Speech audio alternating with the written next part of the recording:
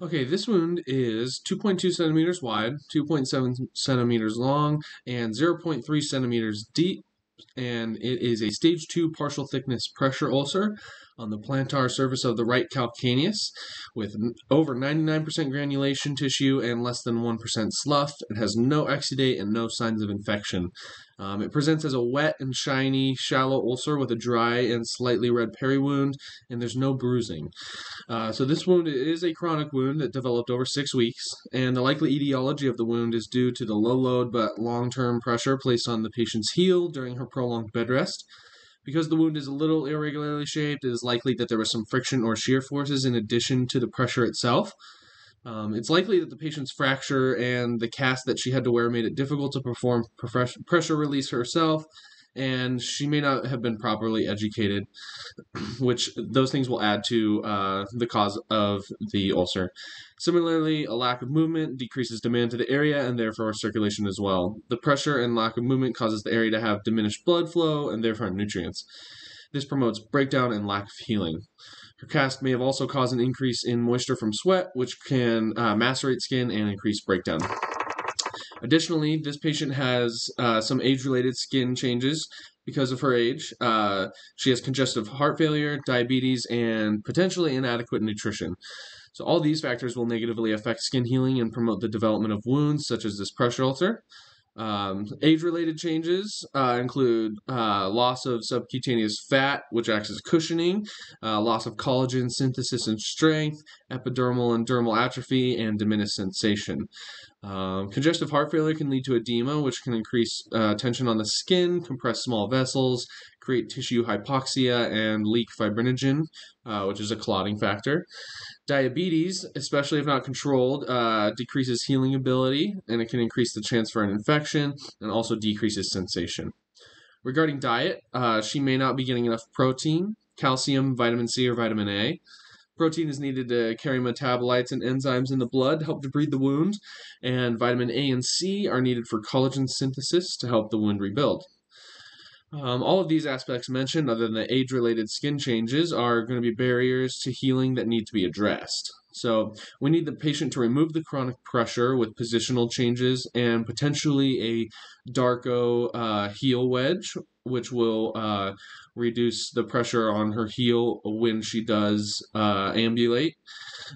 She must also manage her edema with her congestive heart failure medication, and if needed, potentially some elevation and wrapping of the lower extremity. She needs to make sure she's managing her blood sugar, her protein, and her vitamin levels through her diet and her insulin administration. So these things will likely require some thorough patient education and a comprehensive team working to provide the best resources for this patient. So since the wound is over 99% granulation tissue and less than 1% slough, and it is a stable heel ulcer, it's actually contraindicated to debride. So we will not do any specific debridement. It's important to note that a small amount of autolytic debridement, which is when the body's endogenous enzymes digest the slough, may occur when just by covering and including the wound with a moisture retentive dressing like we are planning on doing. Therefore, the wound itself simply just needs to be cleaned with saline, and the peri-wound can be wiped with an alcohol wipe, moisturized with lotion since it's dry, and then we need to apply a skin sealant to the peri-wound in order to prevent maceration. With pressure ulcers, we know that topical agents must be administered in addition to dressings. So in this case, the dressings that I would use to address this ulcer would be first a bismuth impregnated gauze placed first as the topical agent. This is going to be a non-adherent contact layer that will help keep the wound clean, moist, and promote growth of healthy epithelial tissue. On top of the gauze, a semi-permeable film dressing should be applied. This dressing will retain moisture, it'll keep out foreign bodies, it will reduce friction, and allow for visualization of the wound, which was an issue with the previous cast. This bandage can likely be removed every 3 days to redress and check for signs of infections or other issues, and I would use the same cleaning methods as I mentioned before. The semi-permeable film will allow for some visualization without removing the dressing, like I said, which is very nice. Additionally, it may help to have a boot-shaped foam piece that can be modified to her to use in bed for extra cushioning if she finds trouble with repositioning. That's an option.